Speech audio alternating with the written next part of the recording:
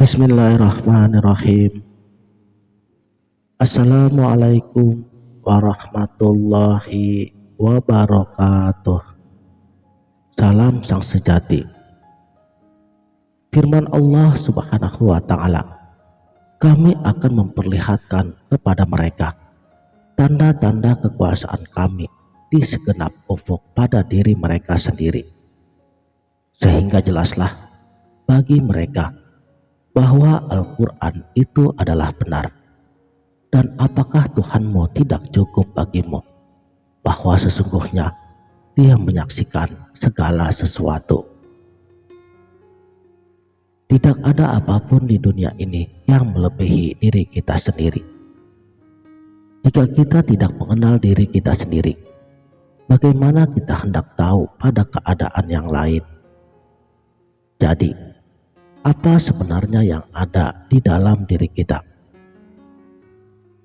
Sebagian daripada diri kita, yaitu sifat-sifat, adalah bercorak kebinatangan. Sebagian bersifat iblis, dan sebagian lagi bersifat malaikat. Dari sini saja, hendaknya kita harus tahu sifat mana yang perlu ada dan yang tidak perlu ada.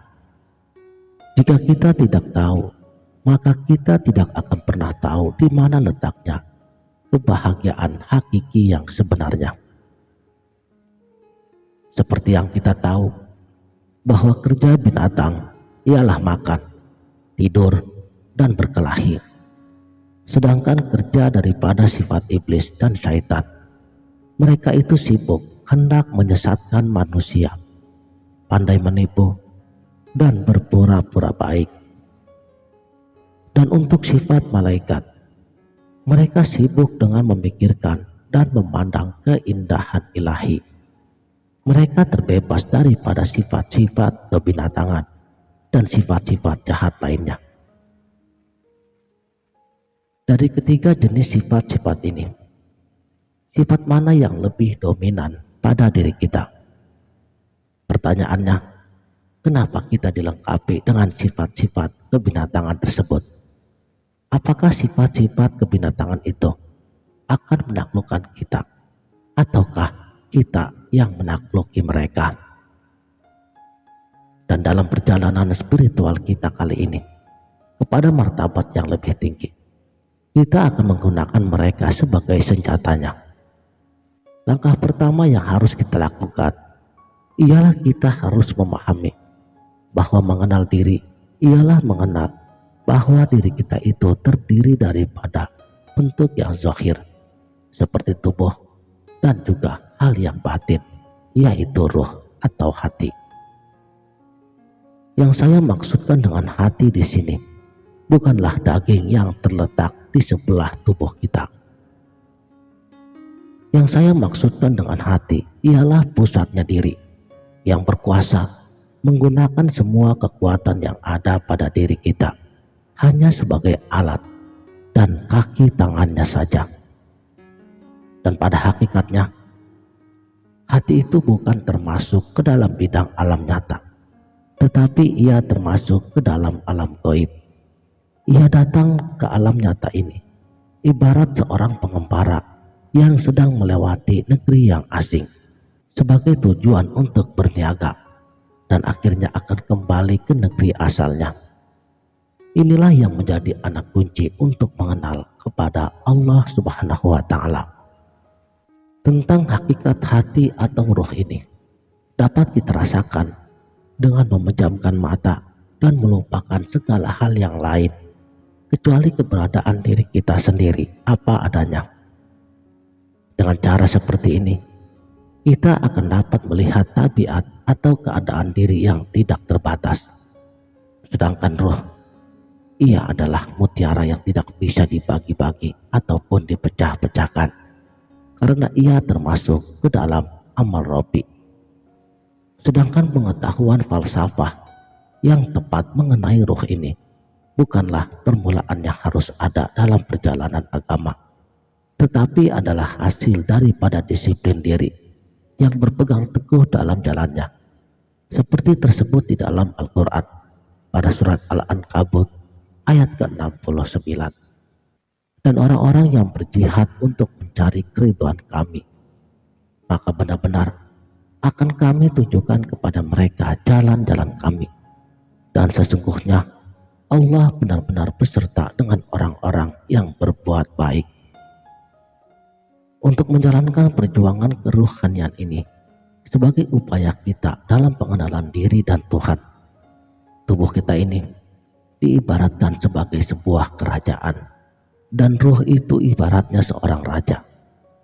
Jadi perasaan apapun yang kita rasakan itu harus kita tundukkan di bawah perintah sang raja, bukan dibunuh ataupun dimusnahkan, karena mereka ada tugas yang perlu mereka jalankan juga.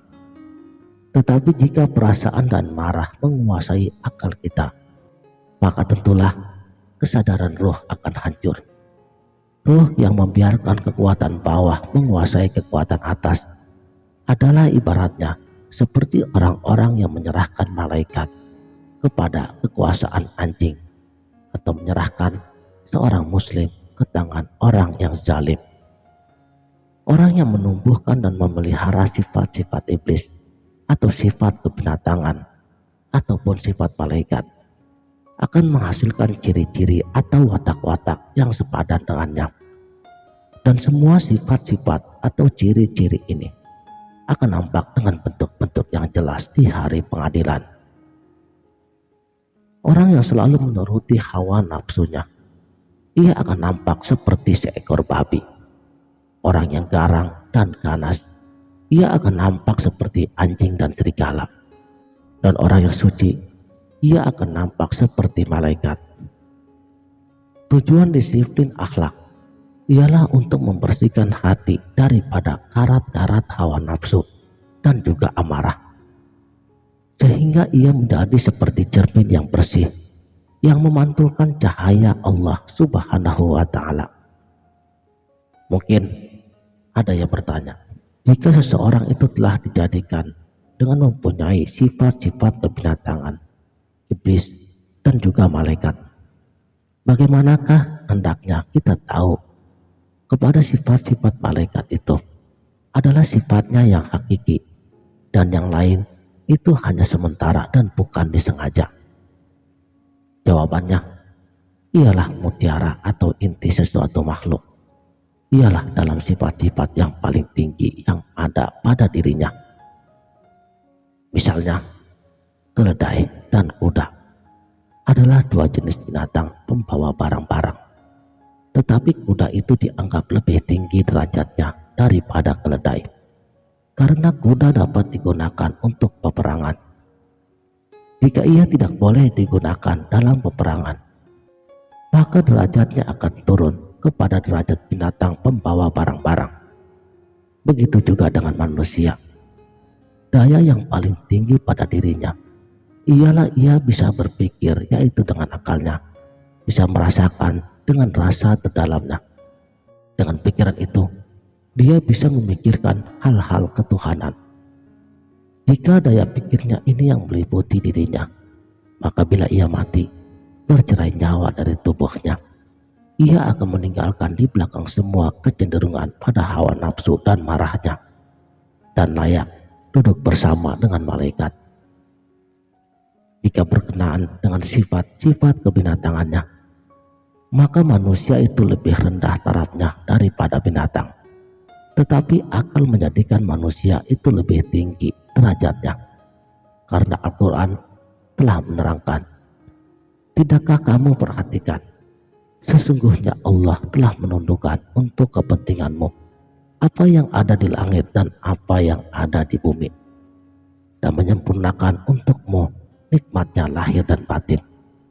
Dan di antara manusia ada yang membantah tentang keesaan Allah tanpa ilmu pengetahuan atau petunjuk, dan tanpa kitab yang memberi penerangan. Surat Luqman ayat 20. Jika sifat-sifat yang rendah itu menguasai manusia, maka setelah mati ia akan memandang terhadap keduniaan dan merindukan keindahan dunia saja. Ruh manusia yang berakal itu penuh dengan kekuasaan dan pengetahuan yang sangat menakjubkan.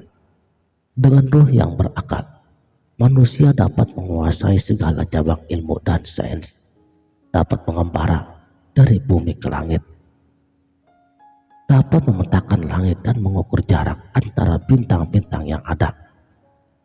Dengan ruh, manusia dapat menangkap ikan di laut dan burung di udara, menundukkan binatang-binatang untuk tunduk kepadanya, seperti gajah, unta, dan lain-lain. 5 panca indera manusia adalah ibaratnya 5 buah pintu terbuka menghadap ke alam nyata, alam syahadah ini. Lebih ajaib dari itu lagi ialah hati. Hati itu adalah sebuah pintu yang terbuka menghadap ke alam arwah, alam roh-roh yang gaib. Dalam keadaan tidur, apabila pintu-pintu dunia tertutup, pintu hati ini terbuka dan manusia menerima berita atau kesan-kesan dari alam gaib, dan kadang-kadang dapat melihat hal-hal yang akan datang. Makanya hati ini ibarat cermin yang memantulkan bayangan apa yang tergambar di lauh mahfuz. Tetapi meskipun dalam keadaan tidur, pikiran tentang hal-hal keduniaan akan menggelapkan cermin ini, maka gambaran yang diterimanya tidaklah terang. Setelah lepasnya nyawa dengan tubuh, pikiran-pikiran tersebut hilang, sirna, dan segala sesuatu terlihat dalam keadaan yang sebenarnya.